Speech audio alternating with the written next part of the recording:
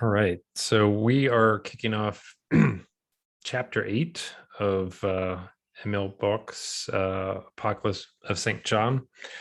The title of this chapter is Trumpets and Harps, the Dividing of Spirits, and it covers the 14th and 15th chapters of the book of Revelation.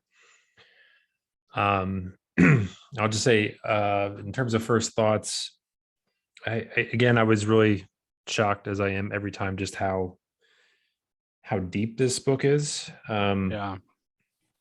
I don't know why, but every time I'm like thinking that he's going to run out of gas and that like I'm going to come into the next one and like finally I'll be like, okay, Yeah, right.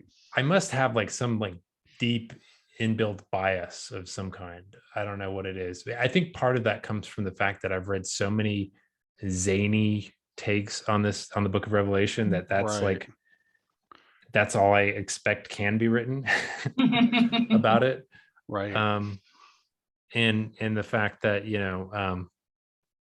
Bach is a kind of an unknown quantity to me. I guess I just have that sort of bent to thinking he's going to come from that approach as well. But one other thing I'll say, and then kick it off to you guys for your opinions. But I, your guys' conversation the other day about poetry, I thought was really good, and it kind of had me thinking a lot about poetry and how it functions for us. And specifically, you guys were talking about how poetry and prayer, there's kind of like a big overlap between those two things, and that poetry itself is kind of this sort of in conversation with being itself. And that really has kind of been like in the back of my mind and while I was reading this. And one of the things I realized too, that poetry is about building community, and part of how it's doing that is there's just this massive amount of data compression that has to go into any sort of communication, especially that touches on anything of supreme or maximal value. Like you can't really, you can't talk about those sorts of things in a ones and zeros approach. You would literally take the rest of the time frame of the known universe to even start, right, to even get a preamble going so that you could establish the terms. So there's so much that's assumed there. And I don't know, like for me, like it's this this connection point between the universal and the particular that we're always kind of fumbling with. And poetry seems a sort of act of faith to say that I can kind of walk out onto the water, because like you can never, like you're never, you can't say anything. I don't know. I'm fumbling for what I'm trying to point out. Well, here. No, I know. I think you're right on. You're onto something, right? Because it's like, so poetry like has, because it focuses on the particular, but it somehow manages in this focus on the particular. It's like maybe the poem is like about like the spider outside my garden window, you know, but somehow the poem and that in focusing on the particularity of its images it shows the shining forth. It shows that through that focus on the imminent particularity, the transcendent shines forth in poetry, like in a way that perhaps more easily than in any other form that I can think of. Yeah, and there's something I think too in poetry like that. Like there's all these sorts of and I don't know how to describe this either, but there's certain things within the form that are consistently giving these sort of winks and nods of the head to the idea that what's being said here is just is what I'm trying to convey is more than what's being said. Like, and that's not always the case. And I think especially in the time period in which we live, we try to be very literal, and we try to be very sort of more precise than our competition, and that's kind of how you win an argument. Whereas Right, and poetry is kind of the whole time trying to do something quite the opposite. well, and in fact, if you actually are consciously like trying in your poetry to like, okay, I'm going to sit down and I'm going to write this poem, and I'm going to show this and such abstract thing through the use of these particular, stratagems, you're going to write not a very good poem. Yeah. That's the, that's why I the, liked po- your the, idea. po- the poem only succeeds in as much as it is generally focused on the particular and just lets the universal and the transcendent come through on its own. Yeah. And that's why I liked your idea that it was like it's a conversation with being. And so it's like, because built within that is a faith that there is some sort of ground of being that we're all in together. Right. And it doesn't require any set of propositions. So it opens it up, it's like, which kind of ties to this chapter, because I think the part of this chapter that to me, like, that has the most resonances with that conversation that we had about poetry is when Bach starts talking about Revelation as like the beginning of the everlasting gospel. And he starts talking about the everlasting gospel. And to me, like, when he's talking about the everlasting gospel, he's talking about, he very clearly, especially when he when he starts talking about it in terms of like what that means in terms of for people finding Christ, and how people can find Christ without even knowing that that's what they're doing. Like he's pointing to a gospel that is beyond propositions. I made the connection to poetry actually right at the end of the last chapter and the beginning of the first chapter. So I don't know.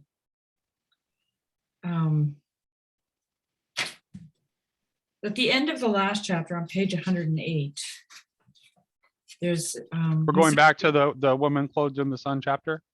Yeah. Okay. But he's not really talking about it there. He says, if we take seriously the knowledge of the twofold aspect of evil as the apocalypse teaches it in chapter 13. Okay, wait, no, let's start here. Where do we find good? We find it as the golden mean, the balance between the extremes of the two adversaries. That is why the archangel Michael is often represented with the scales in his hand. The formula of the golden mean, coined by the ethical teaching of Greece, is more than an expression of expediency. It is the key to the mysteries of morality. We must be served by Lucifer. Without the Luciferic power, we should have no artistic gifts and no art. And we must also be served by Ahriman, for we need material science and technology. But man must stand in the middle, holding by the bridle, so to speak, the beasts from the abyss in both directions.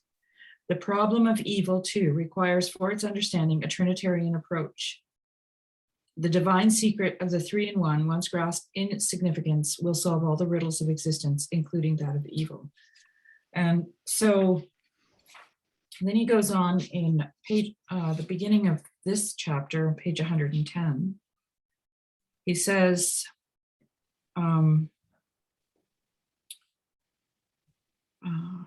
however, although the seventh trumpet does not signify the end of the world, it is nevertheless accompanied by a last judgment. In the midst of the stream of time, it leads mankind to decisions which assume an ever more final character. The sixth trumpet has already introduced the motif of the threshold. The pillars on which the angel stands form the gateway, which has to be passed through. So he's referring back to that gateway between the Luciferic and the Ahrimanic. My note here is how poetry crosses this divide. At this threshold begins the great divide. Mankind is divided into the one section that succeeds in crossing the threshold and the other which evades the threshold, thus binding itself all the more closely to the material world. So, and then he goes on to talk about the dualities there. And when I read that, I thought of a quote by David White that I can just read here really quickly. Because that idea of threshold really resonated with me, like that you're standing at the threshold of something, right? And he also goes on a little further in the book to talk about a portal, threshold and a portal. And to me, that's beauty, right? The portal is always beauty, and that beauty is found in like the poetry is like the thing that brings those two worlds together, the super sensible and the what's the other word, Nate? Super sensible and the material. Thank you. Yeah. And so the poet stands at the threshold, and Mhm. and that portal is the beauty created, or the epiphany that you have, right?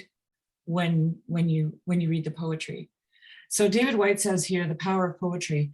The poet lives and writes at the frontier between deep internal experience and the revelation of the outer world.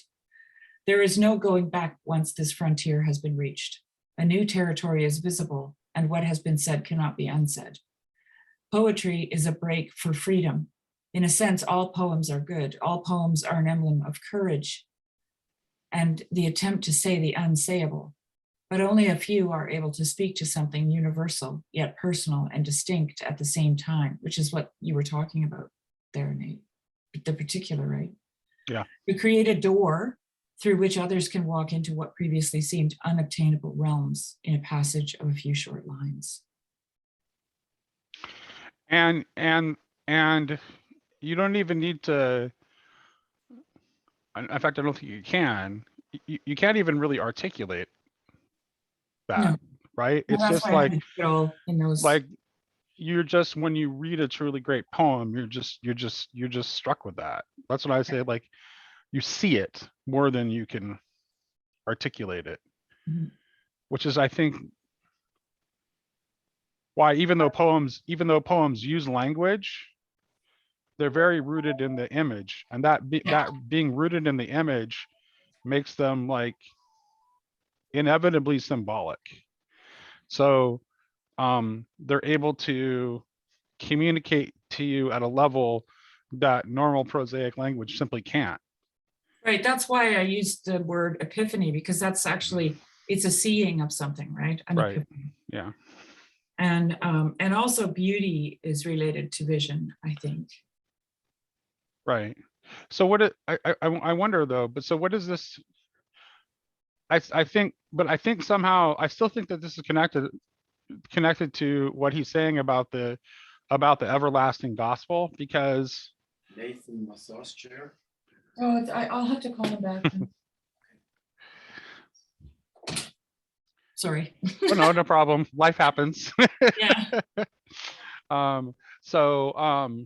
Yeah, I just like, did anyone else have any thoughts about that? Because that, to me, that was like and I think Michael, in your Google notes, you actually had like one of the quotes you wrote down was actually one of my favorite parts of the chapter, where he talks about like what did you want to share that, and then maybe if you had any other thoughts on what to make of that idea. Sure. Of the everlasting gospel, and if there's a bridge between these two things. You mean the everlasting gospel and poetry? Yeah. Oh, okay. He says, perhaps this is talking about, not necessarily having the right propositions as it relates to this experience of the everlasting gospel. He says, perhaps at first he will not call the being whose influence and presence he experiences by the name of Christ. He may even imagine himself to be an opponent of Christianity because he knows traditional Christianity only in distorted forms. Nevertheless, he may have made a genuine contact with the sphere of Christ. The times in which the everlasting gospel reaches mankind do not lie only in the distant future. The first beginnings are already here. Only the scales of materialism still blind our eyes, and the platitudes with which even good people think stifle the tender seeds of the spirit in the depths of the soul. But the angel with the everlasting gospel has already begun to fly through the heights of the heavens to make the gospel message immediately alive through revivifying it from within. Yeah. So to me, I think, to me, like really, really great poetry can be actually communicating that everlasting gospel that he is talking about. Yes. Yeah. To people. like where it's like you can have that encounter. And I think, and it's not just great poetry either. I mean, it's like, um it can also, I mean, it can also happen through other arts. I mean, any kind of poesis that's done at an extremely high level um can do that. And I think I think it's communicating just the unity and goodness of being, if I were to try to articulate it. Well, he says here, in the midst of things temporal, the daybreak of eternity appears.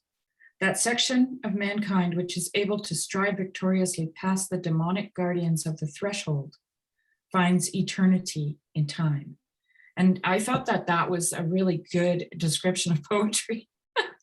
Right. Yeah, that is, Right? no, that's really good, Sherry, because that is something that's characteristic of poetry, is that it's almost always like it's trying to capture like a moment or a series of moments.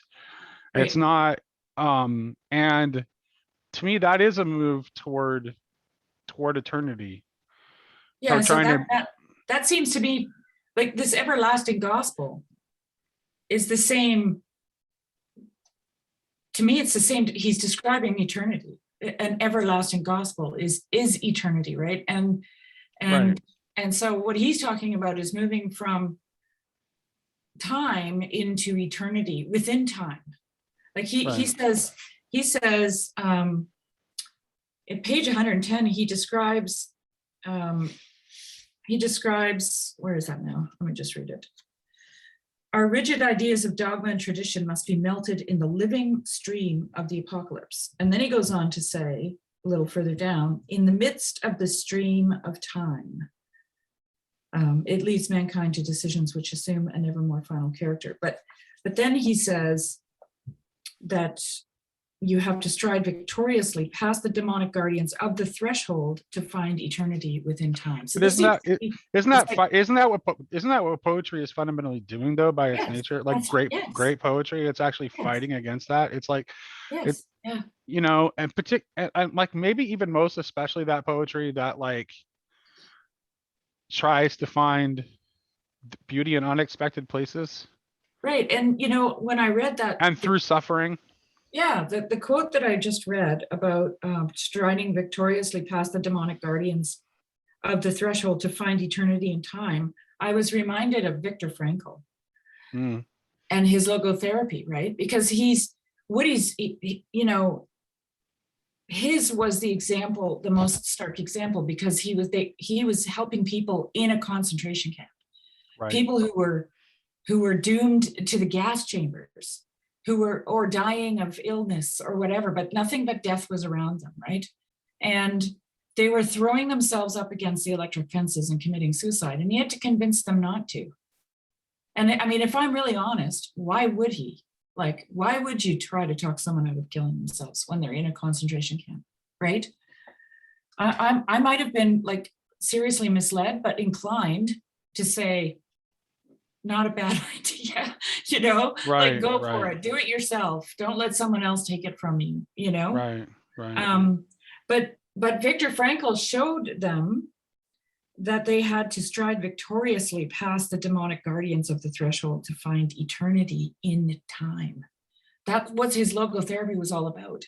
They could live in that kind of freedom here that David White talks about when he says poetry is a break for freedom, right?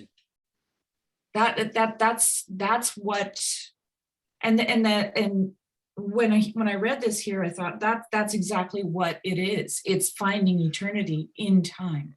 That's what I think. Well, and part of that is that I think that the poetic act, it's like you can't create poetry if you're trying to possess the thing. No, you're there has to be some genuine participation with whatever the poem is directed toward. There has to be some genuine participation with that, or you can't write a poem that's any good at all. And Right. And if you're going from time into eternity, that's a death, right?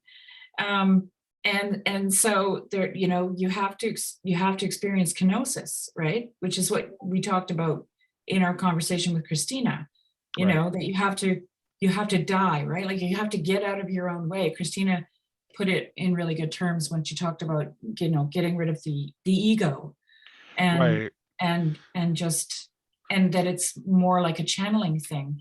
And that's why when I read that about the threshold, that quote from David White came to my mind, and it resonated with me, because it is a movement from somewhere to somewhere. And when I read Bach, he says it's a movement from time into eternity. That's the movement, and there's a threshold there, right? Yeah. Yeah, that's good. That's good. I'm trying to think of what else stood out to me in this chapter. Did you notice I thought you might notice the conversation about, or the bit about the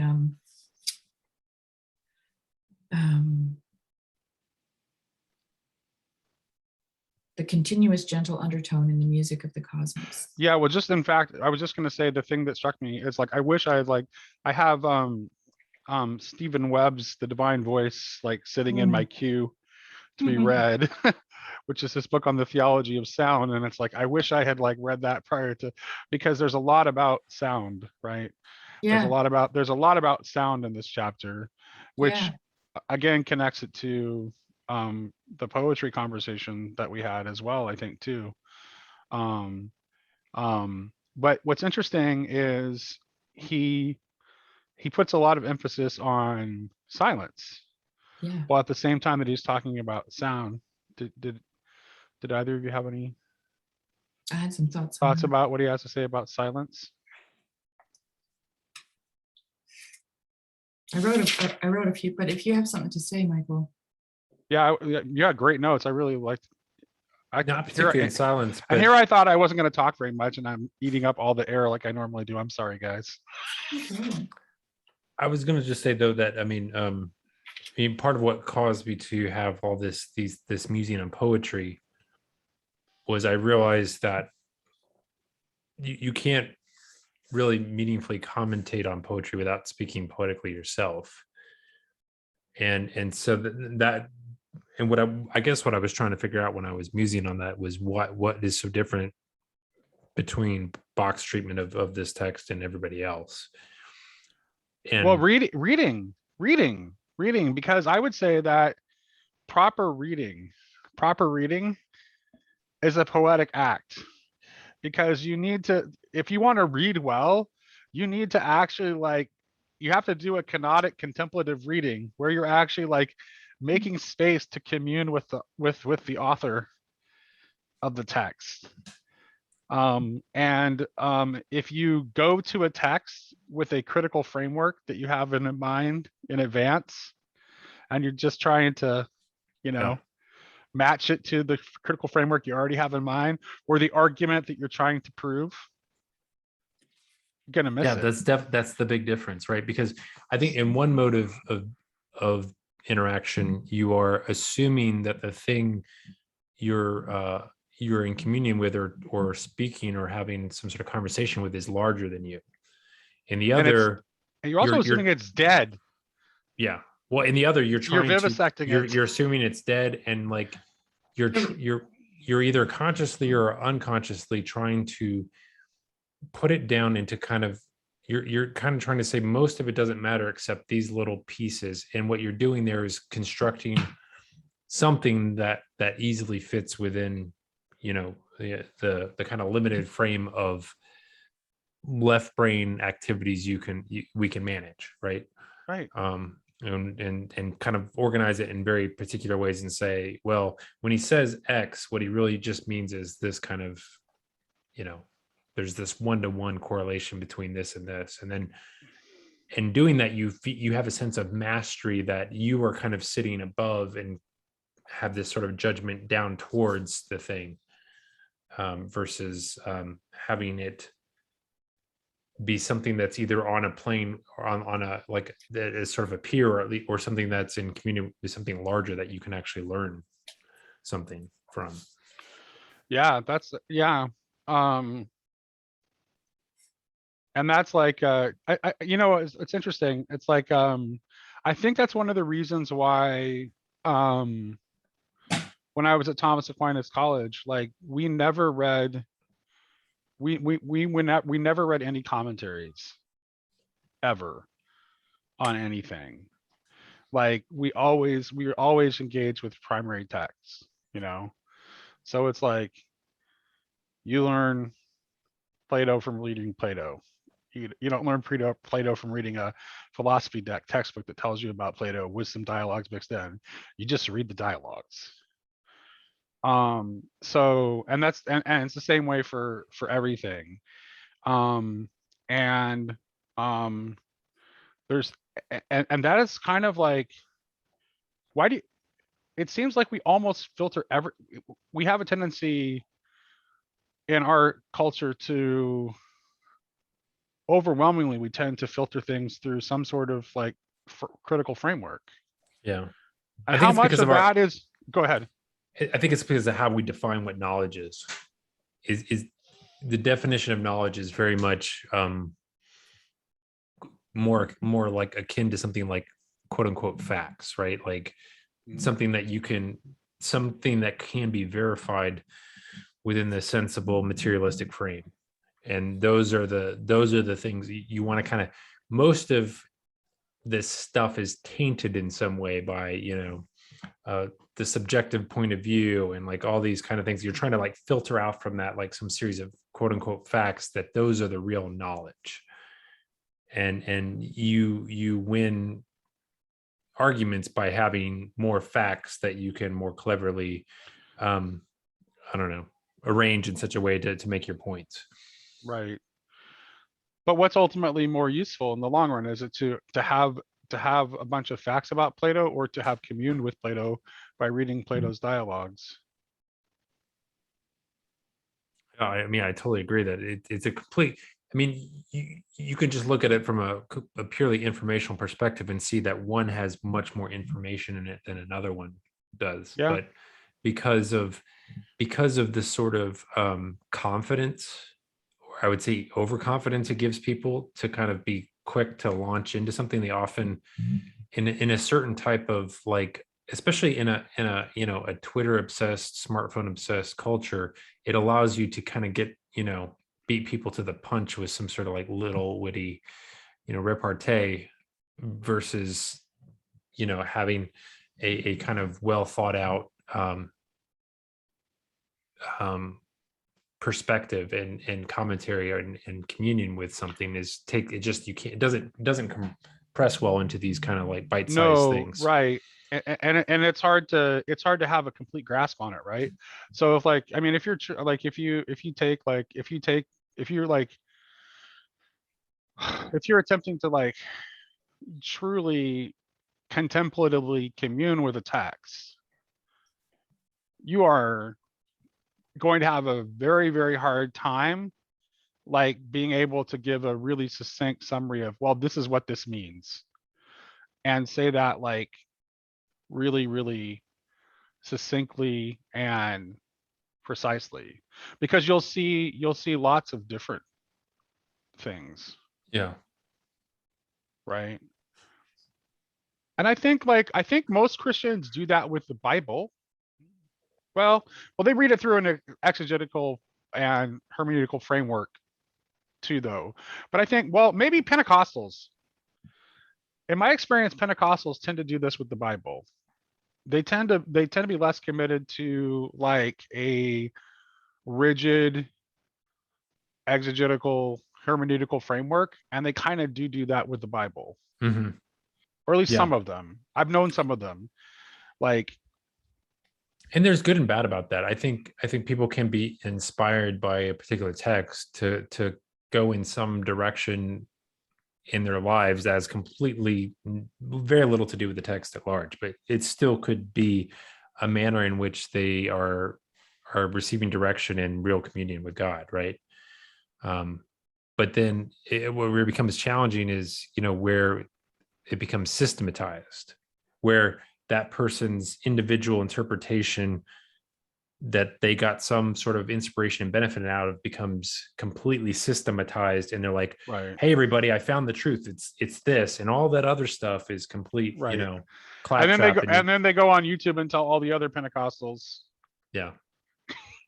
to this is the way you should really read the text. Yeah. Well, what's funny is, like, the night before I read this, I was watching, I don't know if you guys have heard about this. It's like a documentary that just came out on HBO called The Way Down. It's about this Pentecostal evangelist. Her name's, like, I think it's Gwen Shambliss. Okay. And she had, like, part of her big thing, like in the 90s, was like she came up with like these Bible-based diets, and it built it into this kind of empire based on, Oh, I think I've heard about her from my mom.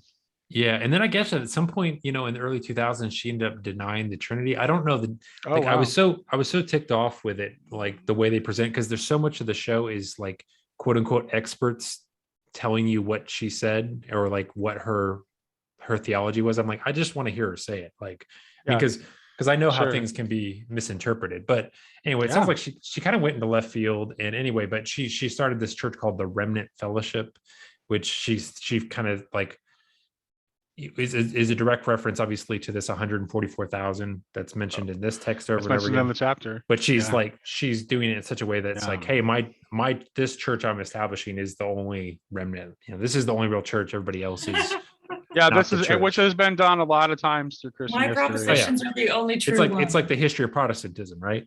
Mhm. But So what do you but- guys think of the very different direction that Emil Bach takes the idea of the 144,000? it's Well, like that before- turned inside out. Yeah, exactly. Yeah, Instead of this limited remnant, it actually represents the complete fullness of the church. well, he talks about them singing a new song, and so I that love that part. goes back to, You know what that tells you, Sherry? That tells you that human poiesis matters, because human poiesis will be involved in the remaking of the world. he says that. I know he does. And I think he's right. And I've thought that for a long, long time. I've thought that, which is why Well, I that's think telling that that's which is- that's the thing that Jess and I talk about as telling the more beautiful story, right? right. But before he goes to the 144,000, he talks about this underlying undertone, this gentle undertone in the music of the cosmos. He calls it the music of the spheres and the Right. harmony of the starry spaces. And Which was like basically a very, very widespread idea in pre-modern cultures. right. What does it mean? I don't know what that means. Well, then he says that the earth was formed out of chaos through the word, right? And he calls that chaos the pregnant silence, out of the pregnant silence, which is really interesting because that's the same terminology that's used, the spirit hovering over the waters and the spirit hovering over Mary, right? So there is this pregnant aspect to it. And out of the pregnant silence, the world came into being. And gradually, created beings dared to imitate the primal speech of the Creator. To the word of God was added the word of man. Then gradually, the voice of the Creator was drowned out by the voice of creation. Noise began to stifle the persistent whisper of God. And That reminds me of the thing I said in our poetry conversation about poetic diction, like being being an attempt to recover the language of Adam. Yeah. It reminded me of a song that I really love by a guy. He goes by the name of Aqualung, but the lyrics are short. It's called To the Wonder. There's a song we sing, elemental sound, where it all begins. It can draw you in, drag it out, but it's hard to hear that distant voice. It would ring so clear if we could only tune out the noise. To the wonder. There's a song if you listen close, It will always be as it always was. It always was. It always was. Elemental sound running underneath it all to the wonder. I love that song because, I mean, just in my own personal life, that's how I see the world. I see the world with this underlying song, and I hear it in music. I hear this song of creation. Yeah. Wasn't it Tesla who said that everything is harmonics and vibration? I don't know. Yeah, I think so. possibly. Pretty sure. And so I got really excited about this chapter when he talked about this stuff. You know, and he talks about this noise of creation drowning out the whisper of God. And I just had a question. I don't know if you guys have an answer, but the one question was, how does one hear in all the noise? And second question was, is there a reason for all the noise? Like, is there a reason for, and I don't mean a reason as in, well, we're loud so we can't hear God, but is this a part of the plan that we? I think it's the disharmonious cacophony of the fall. Well, it's yeah. Notice that it is like the 144,000 singing a new song that heralds the coming of the new earth. Yeah, but there's an interesting aspect to that too, that new song thing, because I have here, okay, so at that part I wrote, I'll just read this briefly here. The apocalypse describes the 144,000 as those redeemed from the earth, as virgins, and hence first fruits unto God and to the Lamb. They are those who have not escaped from their earthly tasks, but have won through to a new purity and spirituality. The new Christian humanity appears to the apocalyptic vision as an immense choir. They sing the new song which no man could learn but themselves. They take part in the music which becomes audible when the trumpets are silent, which he talks about that earlier, which is reminding me of Jess, because he talks about this withdrawal of the trumpets, right? And then you can sing your new song. So it's like the withdrawal of God, right? Giving you that ability to become real. Oh, that's good. They take part in the music which becomes audible when the trumpets are silent. To the sounding of the cosmic harps, the musical revelations of cosmic inwardness, they add the musical revelations of human inwardness. A two-part song of creation is intoned. So now it's become a duo, right? Out of the music of the harps and the new song, the new world is woven. So it's the divine and the human. It's the cooperation. It's theosis, really, is what it, to me. What do you make of, given what Bach says about like the 144,000 representing like the whole of like his conception of the church, which is not a traditional conception of the church, which I think is basically all of humanity that is actually open to the song of being, shall I put it that way? But you could still call it the church, and I think people would know what you meant. But what would you make of his interpretation of that? And I know a lot of the literalists are going to focus on the fact that on the virgin part, and it also the actual text also adds that they were undefiled by women, which would suggest that, are they all men? Why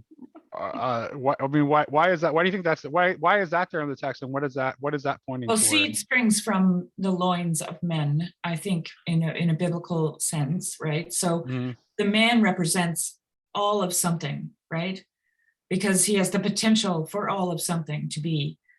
But I just wanted to make this one point really quick, because then it might actually touch on what you were going to say, or what you were go for it. Out of the music of the harps and the new song, the new world is woven. The new song, it not only contains, but creates new life. So there's that intimation again of as seed and potential, right? It makes all things new. And for this, it needs no special effort. Now that sentence really jumped out at me, okay? Because I'm constantly harping on stop fixing things.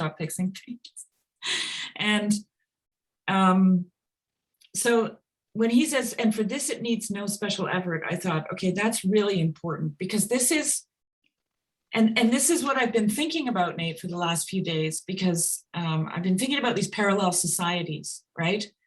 And there's the idea of an intentional parallel society and an unintentional parallel society. And I think what he's describing here is an unintentional parallel society, because he does talk about that, right? There's those who have eyes to see, there's those who don't. There's this great division that he talks about, right? And so you have this unintentional parallel society and to form it, it needs no special effort. Right. It's an unfolding of something, right? So, and is sitting still and listening for the music. Well, what happens when it's that elemental sound? right? What happens with the intentional and that which is formed by the exertion of effort is that invariably it becomes systematized and institutionalized. Right, and that's why it without can't exception, which is That's- why that's really good, Sherry. And I think that's like, yeah, that's really good. be. Yeah, I like that a lot. a whole bunch of stuff has been just like coming together. What would you say to the person? What would you say to the person though? Let's channel a literalist fundamentalist here, who says, but what about the fact that it says they're undefiled by women? They haven't had sex yet. So you think they really are virgin, like literally virginal? I don't know. I don't know if that's a symbolic representation of something, or Well, if it's real. I would assume it's some. I mean, it's in this text. I don't know much that isn't symbolic. Right. So to me, it's not. I wouldn't want to make anything a literal thing in Revelation. I wouldn't want to call it literal. right. I think the undefiled by women is a description of something that is untouched and pure and clean. I think right. Is it like I think it may actually represent the not overly bound up with the earthly principle, which would fit with everything else that he says, right? Because they're specifically like the feminine symbolically does represent the earthly principle, not in a necessarily negative way. So yeah, but wait, I just have a thought, Nate, because Christina mentioned this in our conversation about poetry, and if you want to take this back to that, if you want to, sure, yeah, let's do it. Then she said that there was something virginal about it. Remember? She did. And I totally agree with her. Yeah, there is. Right. There's something virginal. And it's not literal. And here's what it is. It's like the poetic soul. Yeah. You can't write poetry and be bound in materiality. Yeah. You can not that you're not sensual and connected to the material world. You can't do poetry if you're that way either. But I think that's what it means, like undefiled, right? So you haven't allowed virginal. You haven't allowed your love of the earth to corrupt you into materiality. I think that's what it means. That's what I would propose. Well, yeah, but think about the term virginal. Like, what does that actually mean? Like, we think about it in terms of so someone has had sex, but that's not really what it is. Because a virgin was someone who wasn't bound to anything, right? Right. They were free. They were not free in that sense, but spiritual freedom. There's a spiritual freedom there. There's and it's a spiritual freedom that comes by like not it's related to not possessing. It has to be. It's related to the fiat of the virgin. Yeah. It's like the let it be. Yes. That's the virginal impulse. Mm-hmm. And I know that like modern ears don't like the idea, don't like the language of corrupted by women. That sounds harsh to them, but you can see how symbolically you can like it represents like, a counter move to that, where it's like you have like descended into the desire to possess and lust after materiality, as opposed to just appreciate its beauty. Mm-hmm. Yeah. or hold it in Does that esteem. make any sense at all, Michael? I mean, I know that's not going to persuade any No, I literalists. Don't listen to us anyway. I don't know why I tried to. Even Well, explain he it. does go on to say that he does go on to challenge that literalist spirit and say that the actual text will not be of any value at some point. Yeah, that's the everlasting gospel. Yeah. And yeah. which he says that Revelation is sort of like the intimation of, like, it's the hints at the beginning of the everlasting gospel. But this is like, I mean, it's like God promises to write a Torah on the heart, right? Even in the Old Testament. Yeah. This is and like this is the and there's like what God is doing with humanity is always evolving. And this is precisely what my priest said too. Changing. Yeah, like he said that the whole idea of the liturgy is to write the scripture on the tablets of your heart, right? That's the whole idea of it. Anyway, sorry, Michael, I totally interrupted you. You were going to say something. No, I think everything you guys were saying was good. I think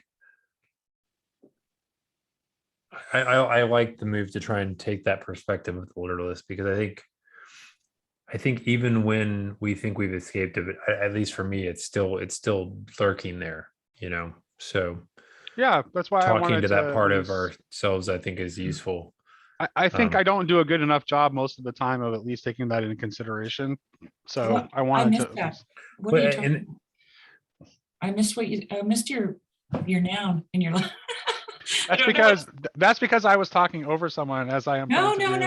Michael said something about right at the beginning, and I missed what it was that he said. I didn't hear. Just about the whole literalist, like okay. interpretation, like that. I feel like that. I think modernity has us all kind of trapped in that to some degree. Like, yes, where when we say literally or really, we're saying like there's some reality that's truer. Well, it gives us the opportunity to exercise control over our lives, right?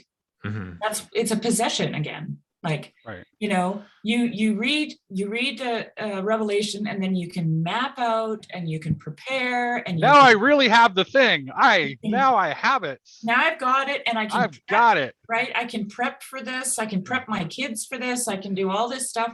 I can control this whole situation. Right? That is a key word right there. Mm-hmm. Because that's what so much of it is about. Like it's about control. But what is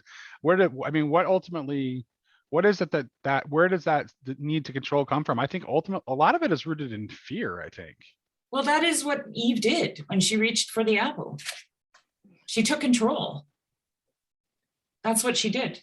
Right? But why though? What I mean, let's like what do you think? Like, was it just like was Eve like was it's a natural tendency. Was it the power part? Was it the there's something that's being withheld from me, God's holding back from me? No. What okay, I really want to hear what you have to say then, because those are the interpretations you typically get. I think it was a reaching for the good.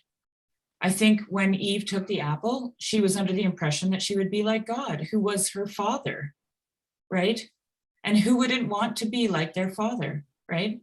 Like, this is the thing people don't think about, because we live in a world of mimetic rivalry, right? We want to take something. She's the green lady, and Satan says to her, "Do you want to be like God?" And she says, "Of course I do. Right. Of course I do." Right. Because I walk with him in the garden in the cool of the evening, and I love him, and he's good to me. Of course I want to be like him. How about Adam? Well, he's in I'll just leave it at that. No, I'm just kidding. No, yeah, that's interesting. Adam protected his wife, in my opinion. That's what I think too. Yes, he protected her. It's like, okay, we're in this together. We're in this together, yeah. Yeah, whatever happens to you is gonna happen to me too. Right, and that's Here we go. right. Yeah, I've been reading Michael Martin's new book, and the chapter I'm in is the chapter that's about the poetry of Thomas Traherne, and he's talking about like how Traherne was very much thought that it was all about recovering this sense of childhood reverie. And he saw the way he viewed original sin was more like just like the corruption of the world, right? Rather than as like rather than as something that is like it's all about it makes it less about guilt and shame and more about just like learning to see again that which we never truly lost. If we can regain the eternal vision. Mm, mm. I'm paraphrasing badly, but yeah. But that sense of reverie, which makes me think of and also talk, there's a lot of talk about the eye, which made me of course think of Harding, right?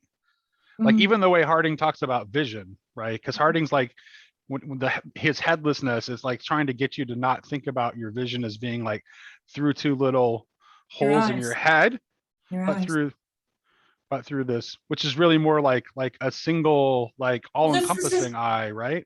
I don't know if you read my little description of for that alien salience project. I wrote a description of human beings in the Oh, box. really? Oh, did you? I Well, didn't it hear was it. because Chad said that this is something that what's his name's doing. Graham. Grim. Yeah, who I should talk to one of these days. He seems like a really So I interesting wrote cat. there. I wrote in here. A human being is a biological organism made of nothing but soft and vulnerable parts, which are in constant repair mode and need outside nourishment at least once a day, maybe less if you're a hunter-gatherer. These soft and mushy parts contain what I would call the essence of the human being. Some might label it consciousness, some more religious types might divide that into soul and spirit.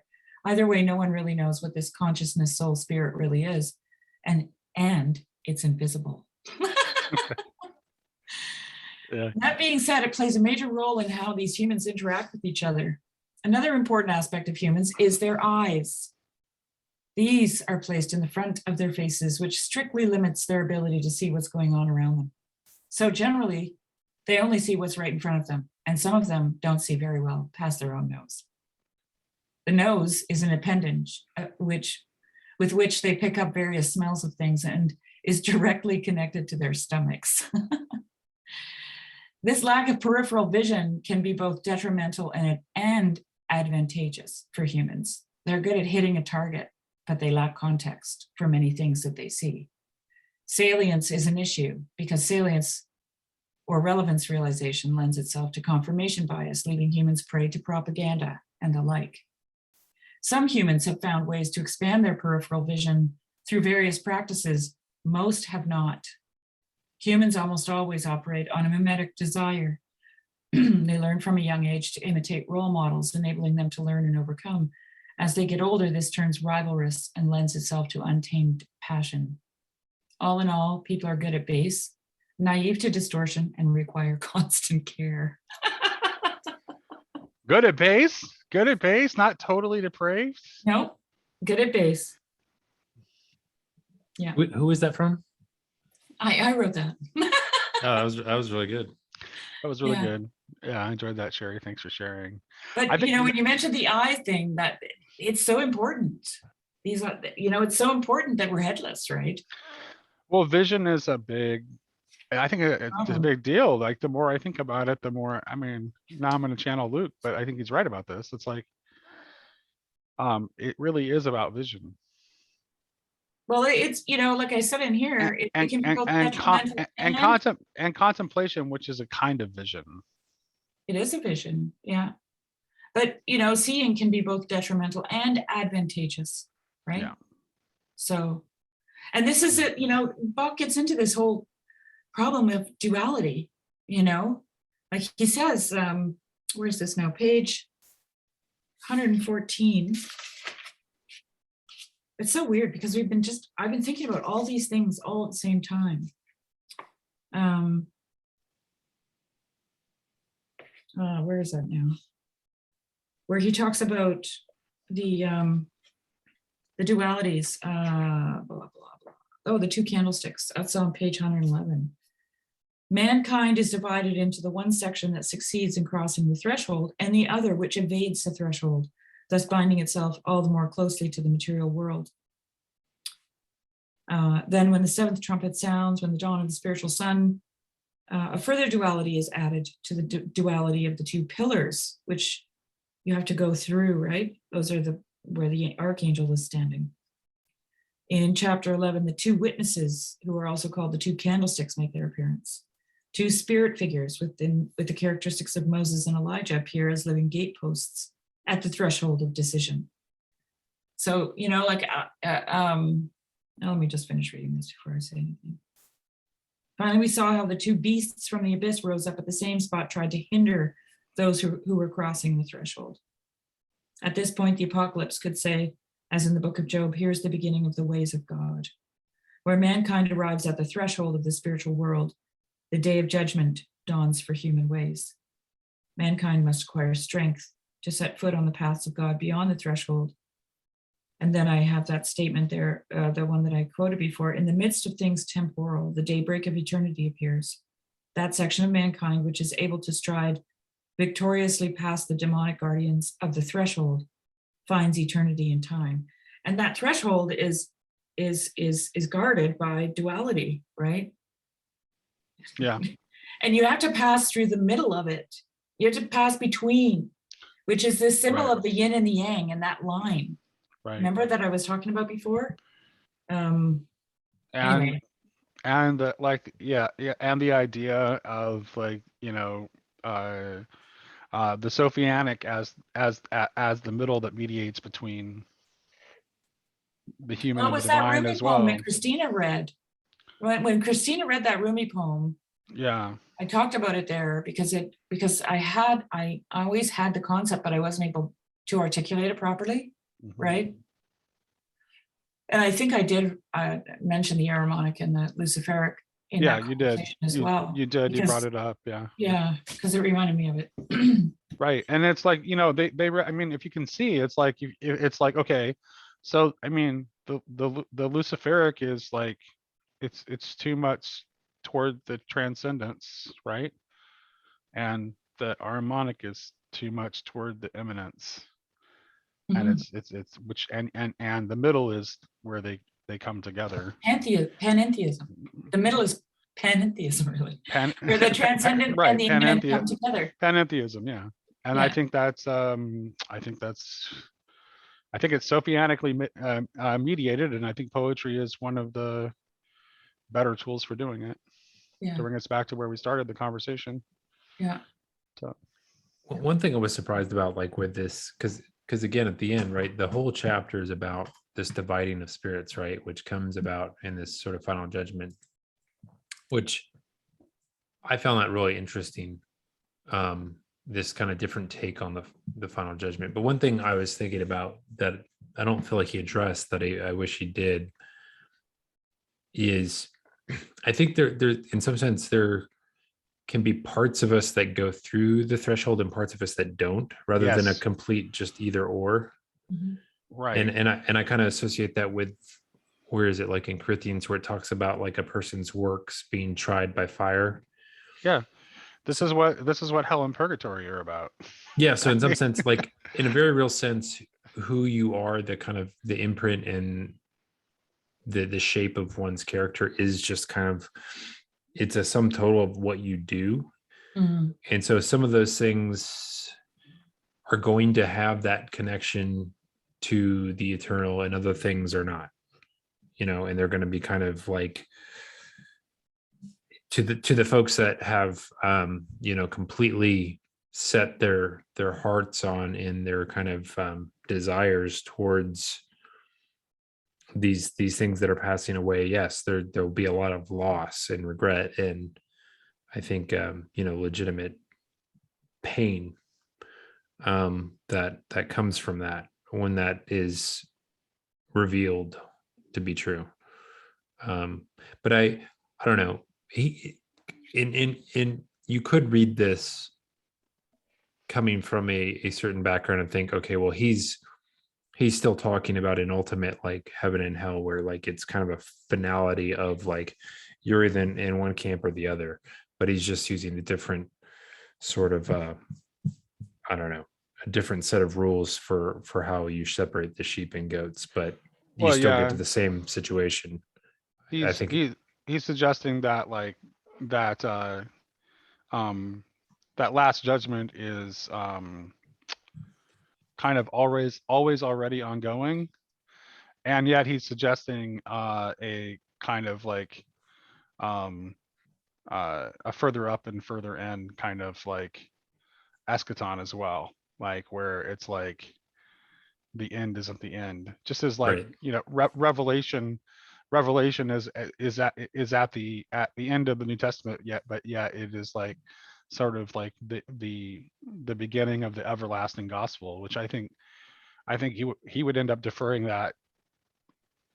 You know, I think he seems to definitely buy into that kind of like I don't think that he thinks that this evolutionary process that is initiated through the sacrifice of the lamb is ever going to And stop yeah, completely.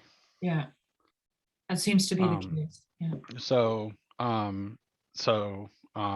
yeah.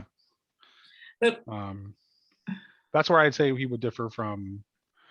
I'll definitely. I mean, definitely. If you're giving, the bottom line is that if you are getting yourself totally caught up in materiality, you're cutting yourself off from seeing the fullness of what is, mhm. and that can only create suffering. Although you can certainly convince yourself with delusion and self-deception in the short run. So yeah, there was something else that Michael that you brought up in your notes that I wanted to talk about, but I can't remember what it was. Maybe the solar mysteries, Oh yeah, that's what I wanted to talk about. Like, yeah, so I the bread think and the wine. yeah, I think he's like, so he's essentially what he's talking about here is that like he's thinking of Melchizedek, right? Yep. And Melchizedek is like, here he is, he's like, he has the mysteries of the bread and the wine that are connected to essentially the mystery of Christ before the incarnation, right?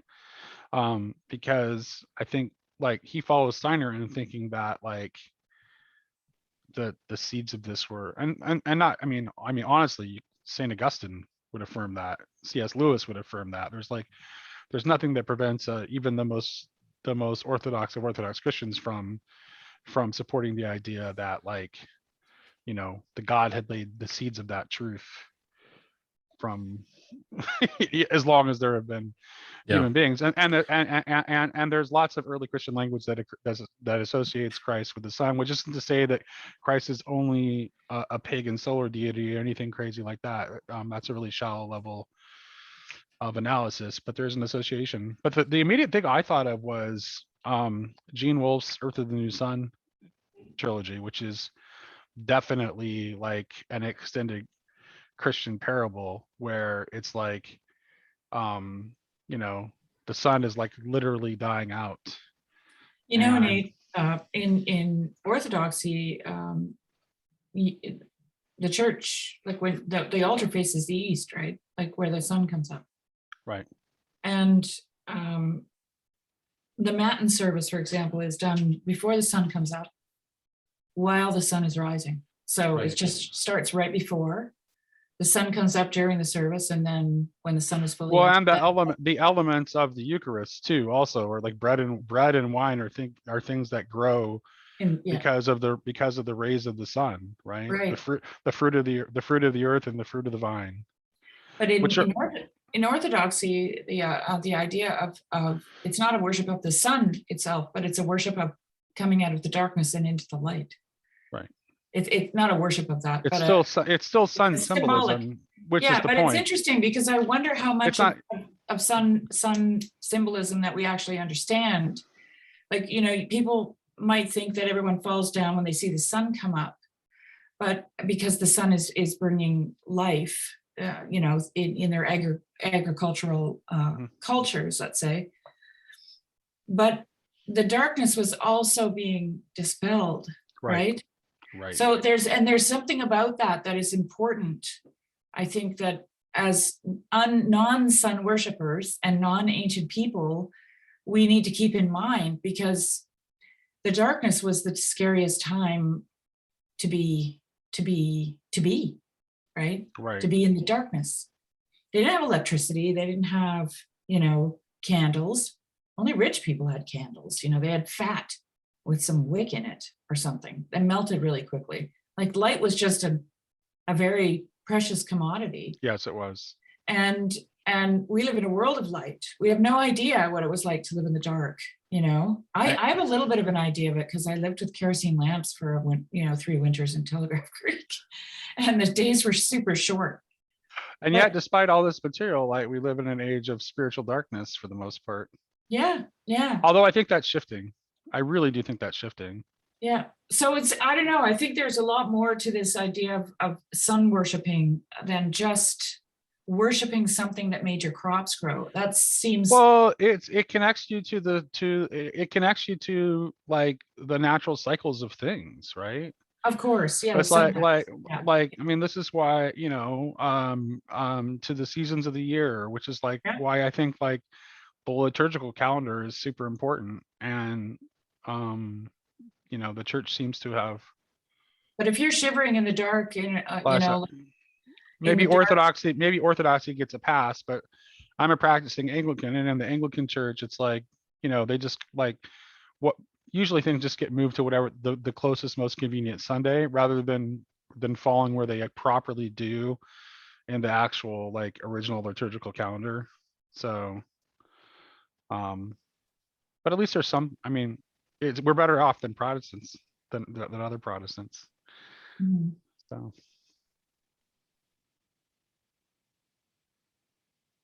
Yeah. You asked the question about the sun, about the sun mysteries. That's what he's referring to. I think also like Steiner would probably make the argument that Moses probably brought some of this from Egypt, and quite frankly, I think he probably has a case. Yeah, but it's funny Moses, too. Moses was raised was raised as an Egyptian in the Egyptian upper classes. I think there's definitely like some elements of the Egyptian solar mysteries have made their way into Judaism via Moses. There is a song of Moses. Or whoever Moses, really is. Yeah. Well, it's interesting, like here, obviously he's pointing back to Melchizedek, who even predates Moses, right? Right. And what's interesting, so that spot, I'll just read this little bit here, because I thought this was interesting. It says, on that same spot over David's tomb, the building was eventually erected, which acquired such great significance for the birth of Christianity. I don't know how to say that word, Coenaculum, where on Maundy Thursday, Christ washed the feet of the disciples and dispensed bread and wine, where after Easter for 40 days, the disciples were vouchsafed intimate fellowship with the risen Lord, and where on the morning of Pentecost, they received their apostolic discharge. The hall of the Last Supper on Mount Zion took the place of the Holy of Holies in Solomon's temple. No longer the Ark of the Covenant behind the veil, but the table bearing bread and wine was henceforth the place of the throne of God, which John saw in the center of the heavenly figure set in new order. Hence the hill of Zion, once the home of the oldest sun mysteries, and eventually the solemn scene of the foundation of the Christian mysteries, appears quite rightly in the Apocalypse as the earthly symbol of the spiritual place where the bearers of the future must assemble. On the summit of the holy mountain, irradiated by the crimson dawn, heralding the heavenly Jerusalem, those souls come together who recognize in Christ the Holy Spirit of the Son, who offers himself for us, just as the outward sun continually offers its warmth and light and life. The 144,000 on Mount Zion derive their life from the forces of the Son of Christ. In the sign of the Lamb, they have reached the maturity which has fitted them to become bearers of the future. But what's funny is I've actually been on that spot they're talking about when I went to Jerusalem, and I looked it up hence because I remember our guide telling us a bunch of interesting things about it. there's been a lot of actual I know archaeological evidence since then that kind of bears this out, that that's actually where the Last Supper was, because Yeah, right. you know, Peter in his preaching in the book of Acts is that famous first like thing he does in response to the Holy Spirit, where he says, you know, these men aren't drunk, and he gives this whole kind of initial gospel message. He talks about being on top of David's tomb in that speech. Yep. Uh-huh. And this gets really interesting in light of some of in light of Margaret Barker's work Mhm. and her contention that that Christianity is actually like a continuation of first temple practices, which gets really interesting in light of the Epistle of Hebrews, talking about Christ as a priest in the order of Melchizedek. You got Melchizedek is associated with Jerusalem, which is why he makes that comment about like to the ancient sun mysteries, like even like before Judaism was a thing, or before Jerusalem even belonged to the Hebrews. So and yeah, like there's actually I actually hadn't heard I hadn't heard that thing about the upper room either until we read this chapter, and I looked it up, and it's like, yeah, that's definitely a tradition, that the upper It was room a tradition is that people like thought was just like, you know, a Christian kind of myth for pilgrims, right, to come right, visit. right. But I think there's pretty good, I mean, I like within like the last 10, 15 years, I feel like they've actually got more evidence that that's Hmm. actually where some Interesting. events took place. And whether it turns out to be archaeologically the case or not, like it's still like symbolically potent regardless, which is why, I mean, although, I mean, Peter would be in a better position to know than we would, right? I mean, just why would Peter say that? That means that Peter was pulling on something like that is far more ancient than what we have access to in order to be able to say that. So I mean, everything would have mattered to the ancient person anyways. Everything would have mattered. right. You know, we don't think like that. We don't think that everything matters, right? But everything to them did. Well, and the fact that, I mean, I think what really matters more than anything else, regardless what the archaeology has to say about it, is that like the fact, especially in light of some of Margaret Barker's work, the fact that that the apostles seem to have thought that was the case means that charges that what was going on with Symbolism. all that many more layers of symbolism. Yeah, Mhm. exactly. Yeah. Yeah. That's what I mean about So everything yeah. mattering. yeah. I have her book. I got her book on Revelation. I haven't read it yet. I have Temple Mysticism sitting on my Kindle waiting for its turn. I still haven't decided what's next. I got after I finish. Well, I need to reread chapter 10 of Sophiology of Death, because I'm talking to somebody about that on Saturday. But I think I was going to read Beauty of the Infinite because Cal was wanting to talk I have about that it. book too that I haven't read. I mean, I Yeah. started it, but I didn't finish.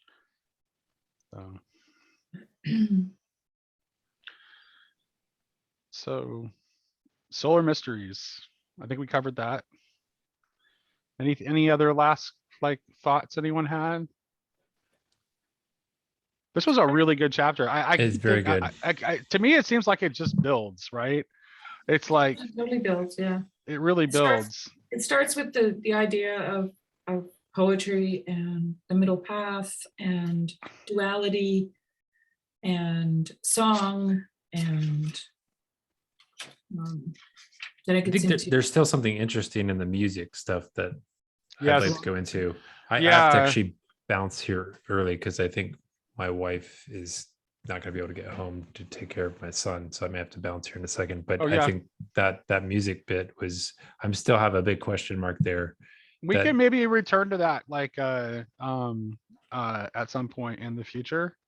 And we can kind of circle back around. We can do like, what we can do is after we finish with the book, we can we can kind of do of like a closing thoughts on things that we want to circle back to, because I would like to. Divine Voice is definitely high on my priority of to be read Mhm. list. So I would be very interested in circling it back and talking about that again after I finished with Stephen Webb's Divine Voice. So That'd be interesting for sure. One of the things I noticed about most of what we've read so far is that a lot of it has where you are where you are standing in this apocalypse has to do with how you direct your attention and what you give heed to.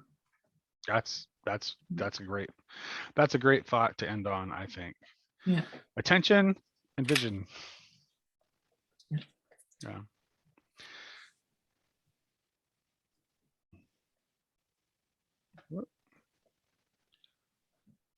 All right, I'll Want to go close ahead the and end the recording here. recording? Yeah. Okay. Just really You're still recording.